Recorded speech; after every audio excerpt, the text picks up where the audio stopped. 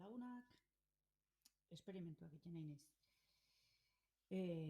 Gaur urtarriak bat da, eta argian egutegia erosi nun Durangoko azokan, 2022ko egutegia, eta urtero bezala efemeride batzuk ekartzen du, eta pentsatu dut, trabankulu hau probatzen duen bitartean esperimentu egiteko, testu politiak izan daitezkela efemeride hauek, ezta?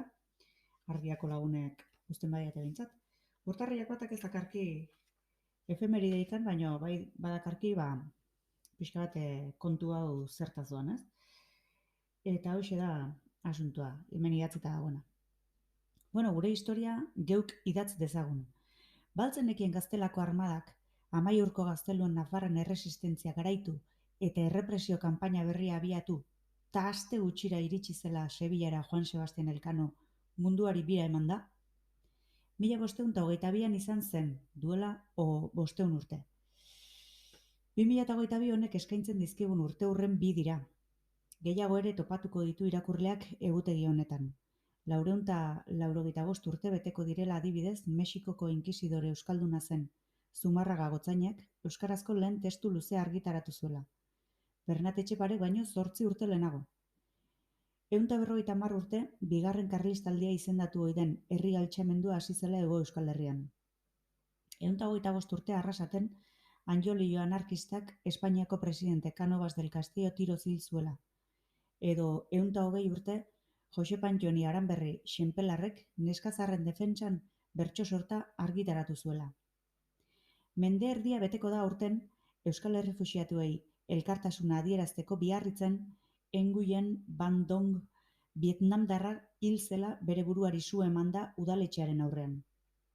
Mende laurdena 100 milaka kubatarrek Che Guevararen gorpuzkinei eskainitako agur masiboez. 20 urte, Garzon epaileak ezker abertzaleko eragile politikoak legez kanpo utzi zituela, ondorio guztiekin tartean. Ertzainaren erasoa ur-tanketekin Gora Euskal Herria lelopean manifestatzen ari ziren milaka herritarren aurka. Urte horretan, bertan, 2002an, intsumisoek garaipena ospatu zuten hegoaldean derrigorrezko soldadutza kentzea lortu zutelako.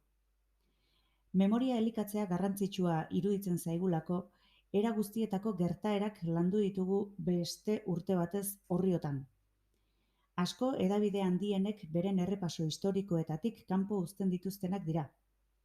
Iragana kontrolatzen duenak kontrolatzen du orainaldia, eta orainaldia kontrolatzen duenak kontrolatuko du etorkizuna. Idatzi zuen George Orwellek 1984 lanean. Injustizia, isilaraziak eta horien aurkako altxamenduak, langile borroka azpimarragarriak, ekintzaile sozialen ekimen anitzak edo Euskal Herriko panorama politikoa astindu zuten gertaerak. Iraganarekiko lotura galez dezagun eta burujabeak garenez, gure historia geuk idatz dezagun.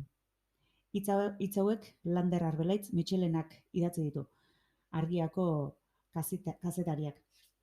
Eta ez dakit asuntu hontaz aspertuko naizen urtarriaren 8irako, edo jarraitu halko dudan, edo trampa ingo dizuedan eta urte guztikoak grabatuko dituan gaur bertan, bino, hortxe, saiakera.